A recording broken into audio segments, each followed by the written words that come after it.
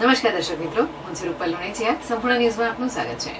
15મી August પૂર્વ નિમિત્તે દેશભરમાં કેન્દ્ર સરકાર દ્વારા 8 ઓગસ્ટથી 15 ઓગસ્ટ દરમિયાન સમગ્ર ભારત દેશમાં હર ઘર તિરંગા અભિયાનની ઉજવણી કરવામાં આવશે. જે અંતર્ગત રાજ્ય સરકાર દ્વારા સમગ્ર ગુજરાતમાં 78મા સ્વાતંત્ર્ય દિવસની ઉજવણી કરવામાં આવશે. રાજ્ય સરકારના આદેશને પગલે ભીલડી રેલવે પોલીસ તેમજ ભીલડી ભાજપ મંડળ તથા ભીલડી સિટી પોલીસ દ્વારા હર ઘર તિરંગા અભિયાનનું અંતર્ગત સુંદર કાર્યક્રમનું આયોજન કરવામાં આવ્યું હતું.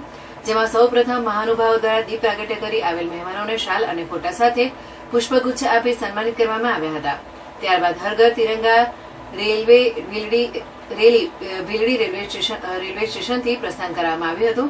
બનાસકાંઠા જિલ્લા ભાજપ પ્રમુખ કીર્તિસિંહ વાઘેલા, દિયોદર ધારાસભ્ય કેશાજી ચૌહાણ, રાધનપુર રેલવે પોલીસ સ્ટેશનના પીએસઆઈ વીએમ સોલંકી તેમજ city PSI AK Desai, Bhildi મંડળ પ્રભારી ખેમજીભાઈ ઠાકોર, ભીલડી મંડળ પ્રમુખ પંતસિંહ સોલંકી તેમજ ભીલડી મંડળ મહામંત્રી સુરેશભાઈ શિલવા દ્વારા તિરંગા રેલીને પ્રસ્થાન કરાવ્યું હતું.